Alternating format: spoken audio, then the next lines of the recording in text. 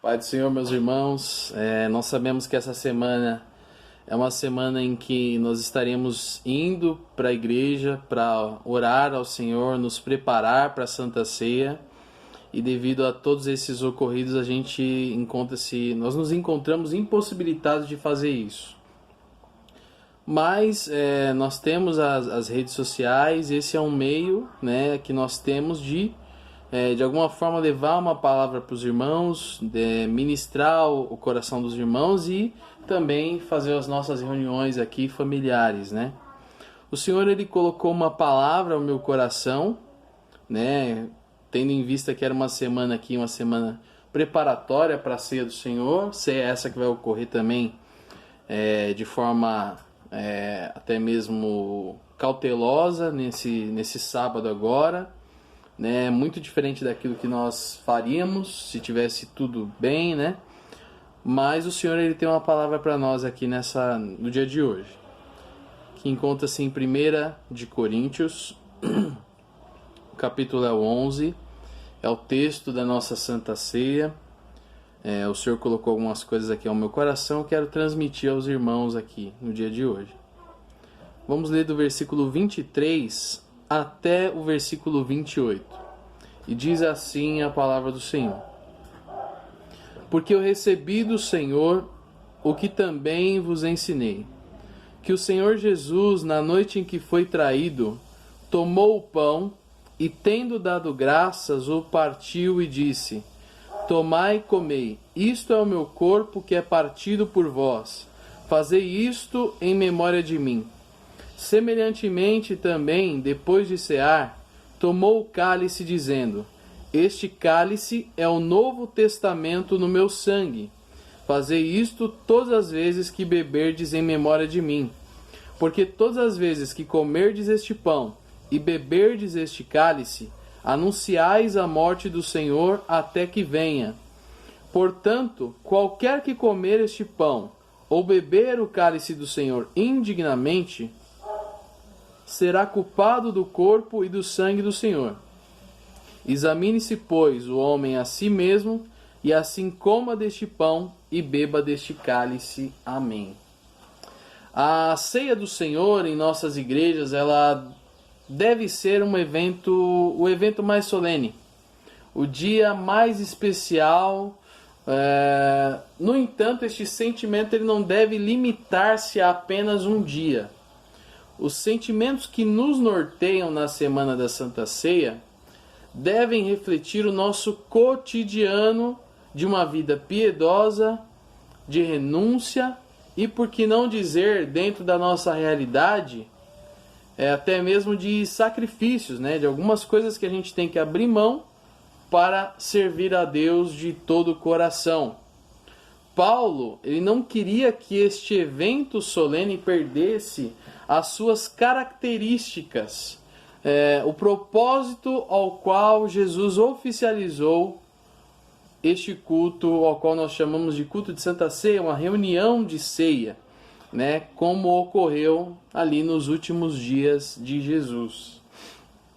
Então Paulo ele nos dá alguns ensinamentos, né, daquilo que Cristo revelou acerca da Santa Ceia diretamente para ele, né? Então a primeira coisa que nós vemos aqui celebrar a ceia do Senhor é conclamar de forma comunitária, ou seja, todos os irmãos reunidos num lugar, trazendo à memória Jesus Cristo e este crucificado, né? Então o primeiro objetivo da Santa Ceia ali é reunir o corpo místico de Cristo, né, a igreja do Senhor, e trazer à nossa memória o nosso Cristo, aquele que morreu, ressuscitou e está vivo à destra de Deus. Então a igreja do Senhor ela não deve perder de vista este fato, pois ele é a essência das boas novas. Sem crucificação não há remissão de pecados. A segunda coisa aqui que eu noto nesse texto é exatamente o que Paulo diz aqui. Na noite em que foi traído. Então Paulo traz um pouco aqui do panorama da crucificação. Naquela noite Jesus ele foi traído, foi negado, foi humilhado na mão de pecadores. Então o cenário daquela última ceia tinha até mesmo um ar um tanto quanto pesado, porque Jesus estava ali, ao mesmo tempo que confraternizando com seus discípulos, ele estava anunciando tudo o que iria ocorrer nas próximas horas. Sua traição, a crucificação, a negação de Pedro, tudo aquilo estava envolvido ali nos sentimentos de Jesus e dos discípulos. Então não era algo comum, nem corriqueiro que estava acontecendo ali. E um outro detalhe aqui, nos versículos 24 e 25, eu peço que você fique com a sua Bíblia aberta, acompanhando aqui este texto, que Jesus diz assim, Paulo dizendo acerca daquilo que Jesus falou. E tendo dado graças, o partiu e disse, tomai e comei, isto é meu corpo, que é partido por vós, fazei isto em memória de mim. Semelhantemente também, depois de cear, tomou o cálice, dizendo, este cálice é o Novo Testamento no meu sangue, fazei isso todas as vezes que beberdes em memória de mim. Então duas coisas ficam claras aqui. Meu corpo e meu sangue.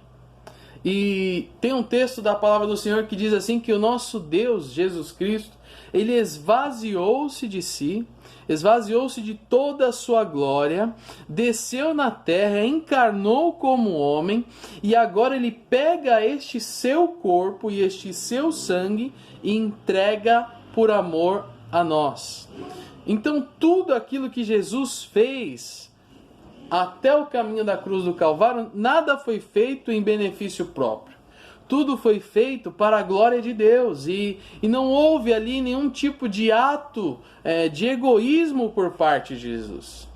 Então, levando em contexto aqui, levando um contraste com o contexto apontado por Paulo, a igreja de Corinto, por exemplo, ela estava fazendo até mesmo divisões no corpo de Cristo. A igreja estava um tanto quanto que dividida. E isso gera um certo contraste com aquilo que Jesus é, com aquilo que Jesus fez e com aquilo que o sacrifício dele representa. Um único homem morrendo por todos, se entregando por todos. Então não havia egoísmo nisso.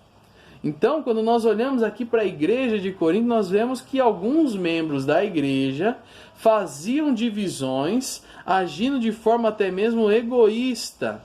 E a igreja de Cristo, ela deve ser um corpo uniforme e não há lugar para egoísmo no meio dela. Então, igreja do Senhor, sejamos um só corpo. E nós temos um único cabeça, um único que comanda este corpo, e este é Jesus Cristo. Esse Jesus Cristo crucificado que nós trazemos à nossa memória, que nós rememoramos nos cultos de Santa Ceia.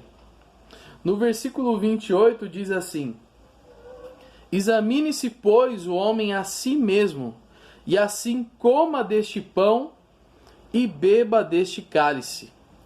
Examine-se, coma deste corpo e beba deste cálice. Examinar-se é uma atitude de maturidade cristã. Um cristão que consegue olhar para dentro de si, fazer uma releitura das suas atitudes, de quem ele é, do que ele faz, o que ele pratica, traz a nós uma imagem de maturidade cristã. Quer dizer que esse irmão, ele absorveu os ensinos, que foi lhe ministrado desde a sua conversão até o dia de hoje, e ele entendeu que em determinados momentos de sua vida ele tem que fazer uma releitura de quem ele é.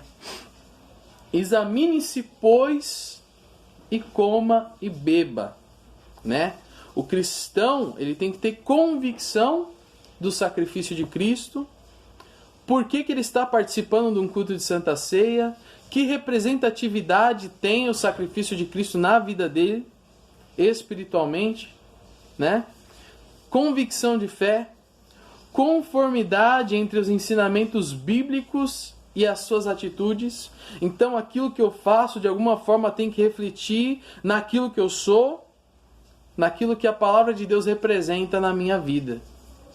E se assim nós fizermos, se assim nós agirmos, até mesmo nesse período de pandemia, se houver conformidade entre aquilo que eu prego, aquilo que eu falo e aquilo que eu faço, então eu posso me sentir digno de sentar à mesa e partilhar dela. Compartilhar com os meus irmãos das benesses que há em servir a Deus, em aceitar, em receber o sacrifício de Jesus Cristo e ser chamado Filho de Deus, como nós cantamos aqui no hino, né? Quem nos chama de filho agora é o nosso Deus, por intermédio de Jesus Cristo, através do sacrifício e do sangue de Jesus Cristo, nós temos acesso ao Pai. Por isso nós celebramos, né? E parece uma certa contradição você celebrar a morte de alguém. Mas nós celebramos a morte de Cristo, porque na morte de Cristo há triunfo sobre o pecado. Há triunfo sobre a morte. Então a morte ela deixa de ter um poder sobre nós a partir do momento que nós aceitamos que Jesus Cristo morreu, ressuscitou e está à destra do Pai, glorificado, e nós nesse dia podemos também glorificar a Deus por tudo aquilo que Ele fez. Então, amanhã, sábado, você que estará se direcionando aqui à nossa igreja para tomar a ceia do Senhor, entenda, foi o sacrifício dele que te possibilitou isso. Essa comunhão, a presença de Deus que você sente, o Espírito Santo habitando em você, tudo isso é fruto do sacrifício de Jesus Cristo. E sem esse sacrifício, nós não poderíamos glorificar a Deus da forma como nós glorificamos hoje. Amém? Que Deus continue abençoando a cada um, que Deus continue guardando, livrando de todo mal, livrando de tudo isso que tem assolado o mundo, que tem ceifado tantas vidas, né? Que tem trazido tristeza, que tem trazido morte, mas nós cremos que o nosso Deus ele tem o controle de todas as coisas e por fim ele se levantará e o nome dele será glorificado. Que Deus os abençoe, em nome de Jesus, fiquem com essa palavra. Amém?